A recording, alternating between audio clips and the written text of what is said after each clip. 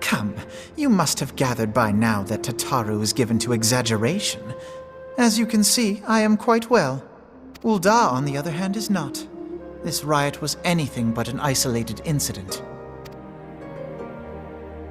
There is a restlessness in the air.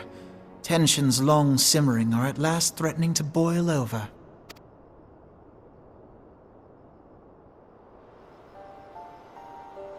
Ul'dah is a nation infamous for the great disparity between the wealthy and the poor.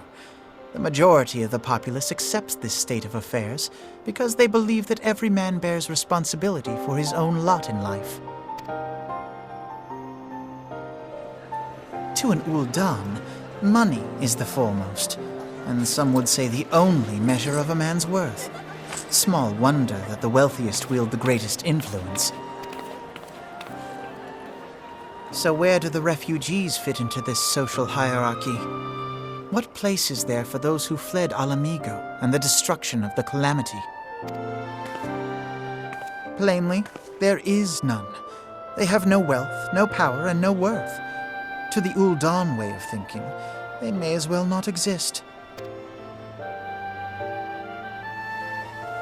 Choosing to ignore their existence, however, is patently not an option. General Rauban and the Sultana understand this, which is why they ordered the Immortal Flames to provide the refugees aid and succor.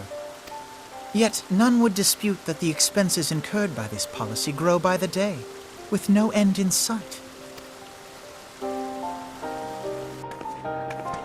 This has prompted more and more Uldans to question their obligation to aid these worthless wanderers, while more and more refugees have come to resent their treatment at the hands of the sneering citizenry.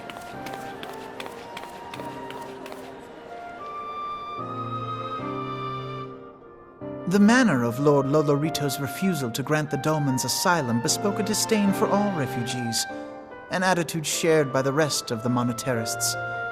And you may be sure they make no effort to conceal their opinions. It was only a matter of time before the refugees united in protest, nor is it any surprise that some among them would ultimately resort to violence.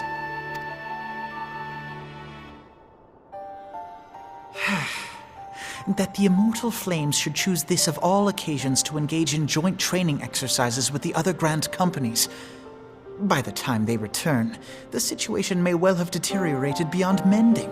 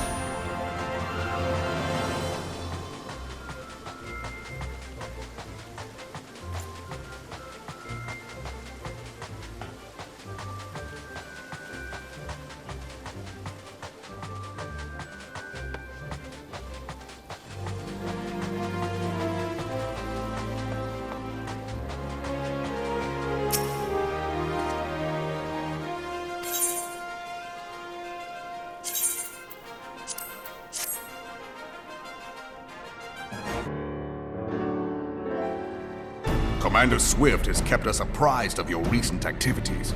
You've made great strides towards quelling the violence. Despite our best efforts to determine what provoked this uprising, the truth continues to elude us. Have you uncovered aught which might shed some light on the mystery?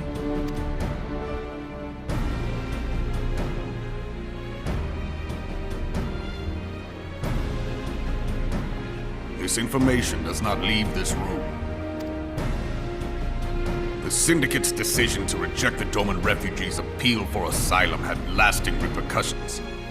A number of those displaced by the calamity claimed it was proof of a policy of discrimination. Together with a group of Alamegan refugees, they organized a series of demonstrations to protest against the Sultanate. Demonstrations which became heated, but did not descend into violence. Until a certain incident served as a call to arms. A unit of brass blades sent to supervise a demonstration loosed arrows upon unarmed protesters. It was this atrocity which prompted the refugees to take up arms. I need not tell you what followed. We assumed at first that the attack was born of a miscommunication. When emotions run high, they happen. But suspicions were raised regarding the unit's commanding officer, whom I ordered interrogated. Sure enough, our fears were soon confirmed. The dog confessed that a merchant had offered him coin to give the order. A merchant in the employ of Teleji Adeleji. Teleji Adeleji? But he spoke in favor of the Doman's cause, and has ever seemed sympathetic towards the refugees' plight. Why would he do such a thing? Know you of the Cartano Reclamation Bill? It is a proposal to annex the Cartano Flats so that refugees may establish permanent settlements. When last I looked, that was disputed territory. Aye. Some might even call it a battlefield.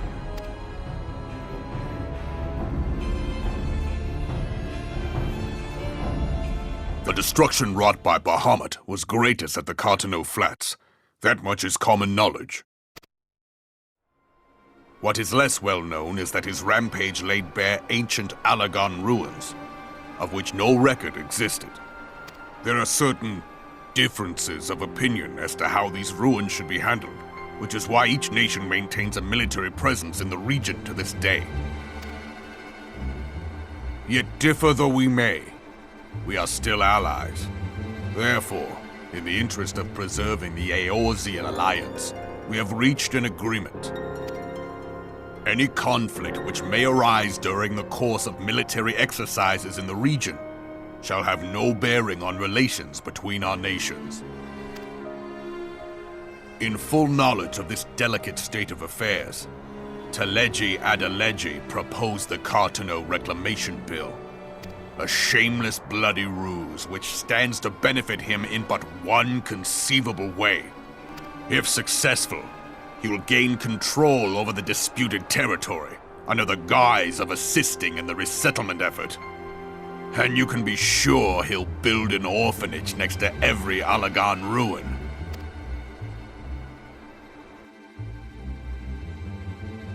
The man would threaten the unity of the Eorzean alliance and risk countless lives for personal gain. He walks a path all his own, independent of any faction and beholden to none of his fellows on the Syndicate. By inciting the less fortunate to violence, he hopes to convince others that the Cartano Reclamation Bill is the only viable solution. His sympathy for the plight of the Domans was not but posturing to gain credibility with the refugees. Of that there can be no doubt.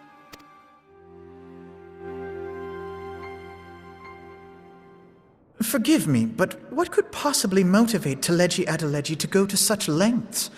What is so special about these ruins that he would risk his position on the Syndicate, and, most likely, charges of treason against the Sultanate? Omega. Pardon?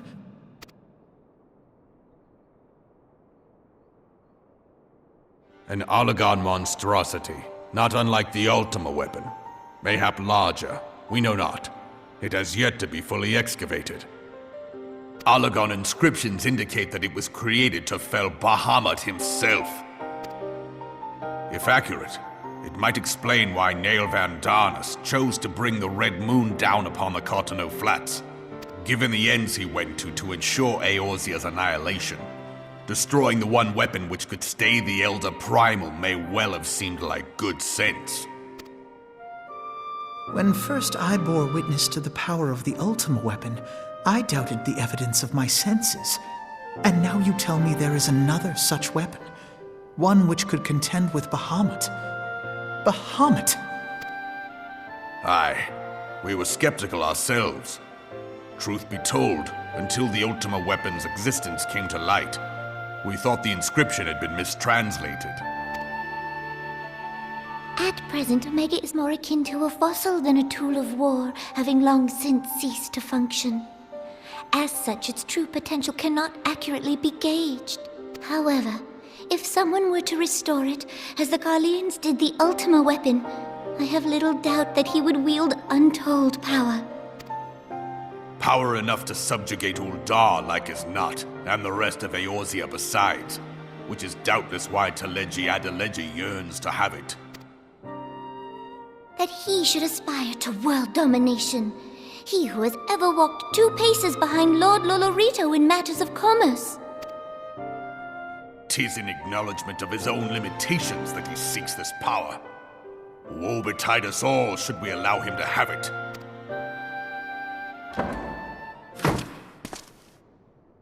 Pray waste no time chasing rats. Only a fool would believe that secrets can be kept in Uldar. It would seem the implications of the Sultanate's refugee problem are rather more far-reaching than we assumed.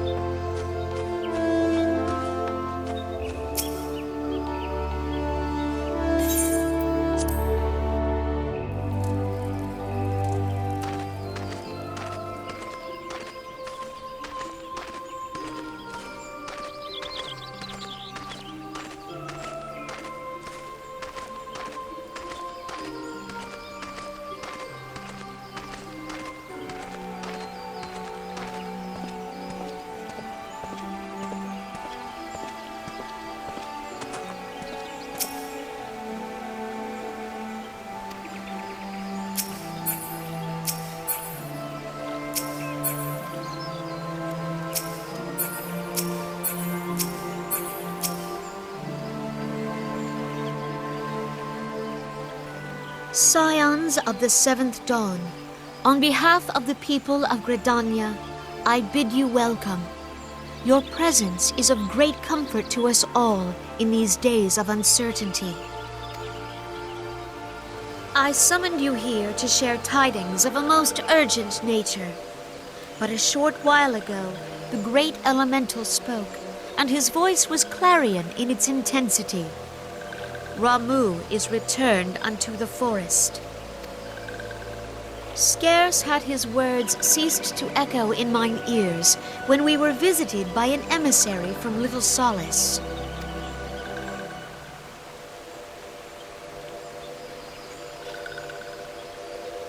Our guest informs us that the sylphs too have sensed the presence of the Lord of Levin. Though his exact whereabouts remain unknown, we may safely assume that the primal was summoned within the heart of the Sylphlands.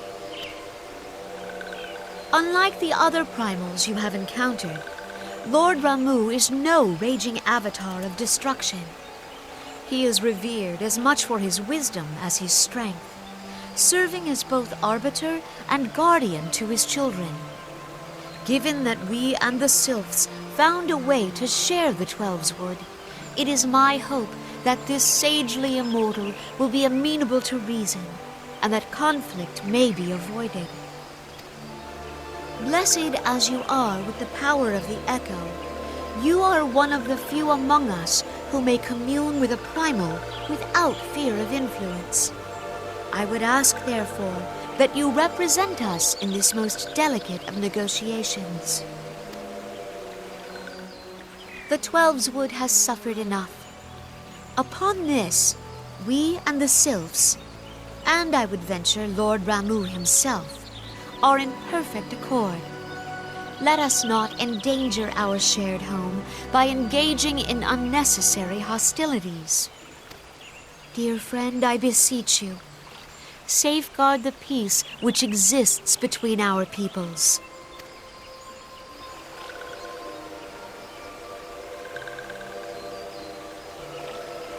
You have my thanks.